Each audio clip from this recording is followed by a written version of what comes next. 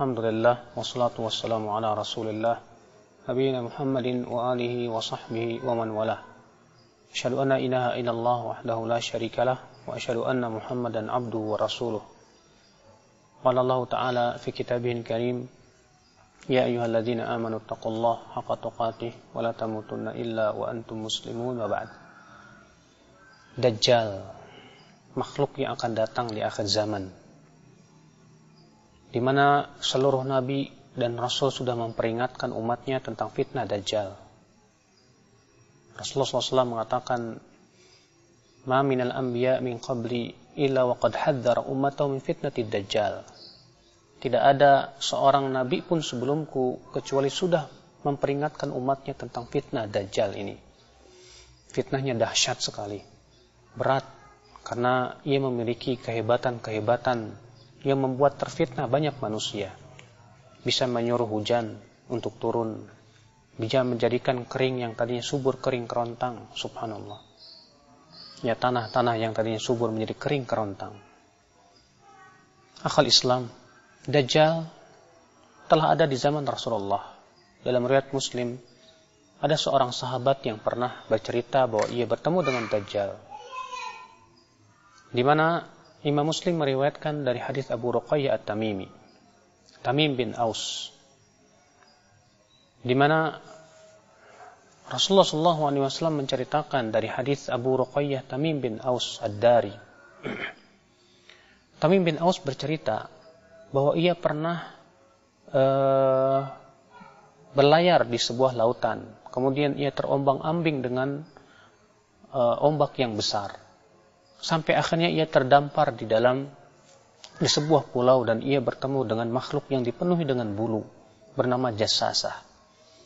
Lalu ia diminta untuk pergi ke sebuah rumah, dan Tamim berkata, aku melihat, ia kata Tamim, aku melihat makhluk yang sangat besar, manusia yang tak pernah aku melihat sebesar itu, dirantai tangan dan kakinya.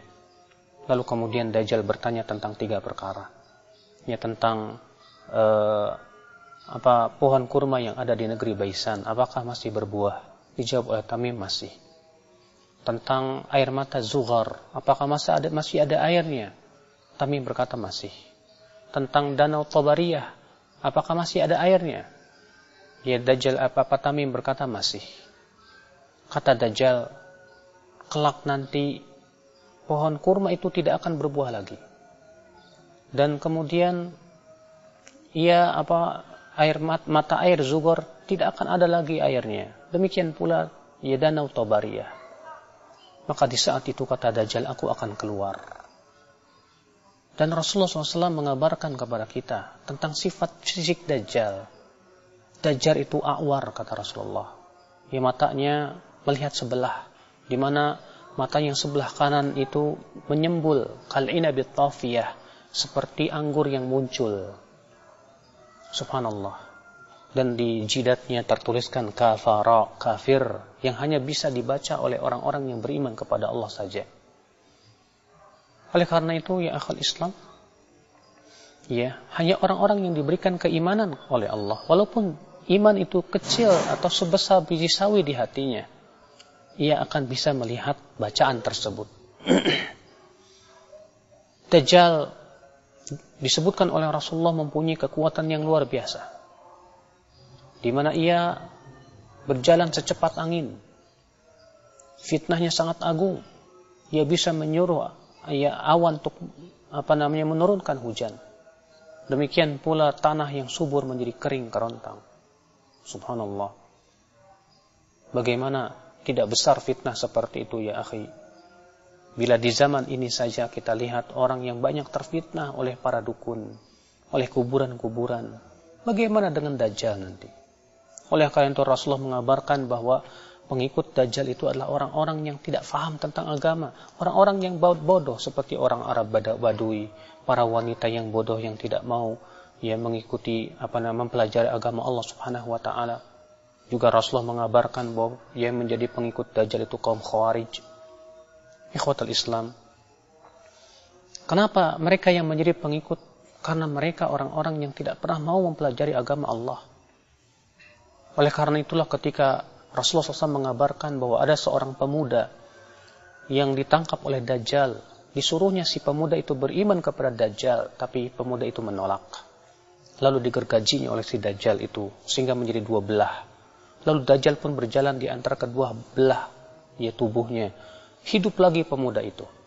Lalu Dajjal berkata, apakah kamu beriman bahwa aku adalah Tuhanmu? Si pemuda berkata, justru aku semakin yakin bahwa kamu adalah Dajjal yang Rasulullah SAW telah kabarkan kepada kami. Rupanya si pemuda ini punya ilmu tentang din, tentang hadis Nabi SAW, tentang sunnah Rasulullah SAW. Akhirnya ia pun diselamatkan. Maka siapa yang ingin selamat dari fitnah Dajjal, kewajiban kita adalah untuk menuntut ilmu Allah ya akhi. Untuk mempelajari tentang hadis-hadis Rasulullah salawatullahi alaihi wasallam. Dan Rasulullah SAW mengajarkan kepada kita supaya kita selamat dari fitnah Dajjal. Di antaranya apa?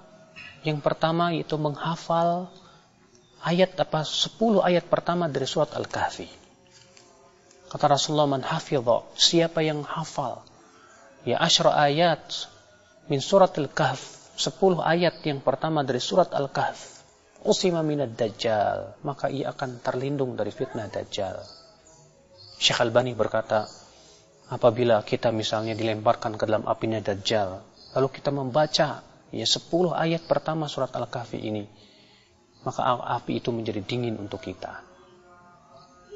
Akhal Islam, a'azakumullah. Oleh karena itulah kewajiban kita untuk memahami ini.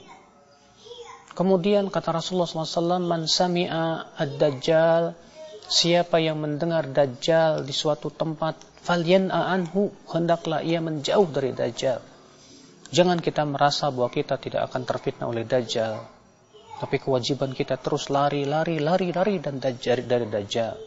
Karena memang Dajjal itu fitnahnya berat sekali ya akhal Islam, a'azakumullah. Ikhwatul Islam, a'azani Allah wa iyyakum.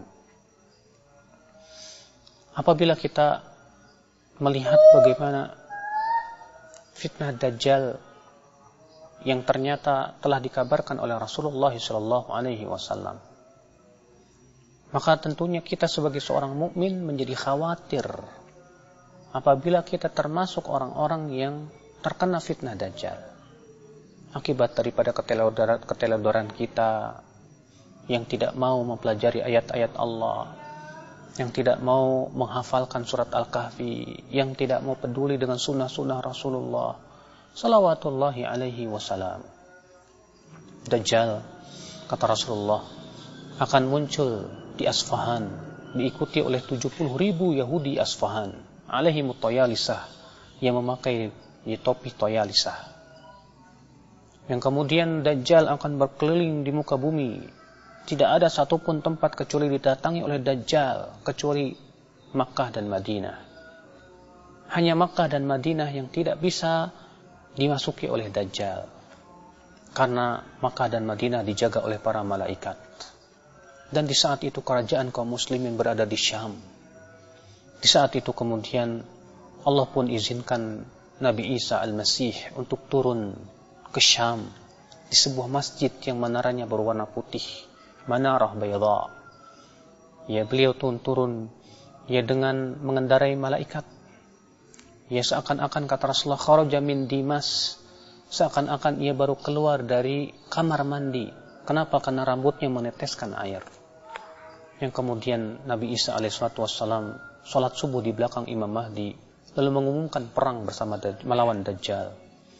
Lalu kemudian terjadilah perang dahsyat antara pasukan Nabi Isa dengan Dajjal. Di mana tidak ada satupun pepohonan dan bebatuan kecuali akan berkata, wahai mukmin, ini di belakangku Yahudi, bunuh dia. Yang kemudian Nabi Isa pun berhasil membunuh Dajjal di sebuah tempat yang bernama Babul Lud. Itulah kisah Dajjal. Ia akan mati dibunuh oleh Nabi Isa Al-Masih alaihi salatu wassalam. Semoga kita termasuk orang-orang yang selamat dari fitnah Dajjal, akhi. Dan kita pun juga tentu berusaha terus untuk mempersiapkan diri dengan ilmu agama, dengan menghafal surat Al-Kahfi, dengan memahami tentang hadis-hadis fitnah Dajjal, Sehingga pada waktu itu kita termasuk orang-orang yang diselamatkan oleh Allah. Karena Dajjal hidup di dunia ini 40 hari. Ya, hari pertama seperti setahun, hari yang kedua seperti sebulan, hari yang ketiga seperti seminggu, dan hari-hari berikutnya sama dengan hari-hari yang lainnya. Subhanakallah bihamdik, asyhadu an la ilaha illa anta astaghfiruka wa atubu ilaik. Wassalamualaikum warahmatullahi wabarakatuh.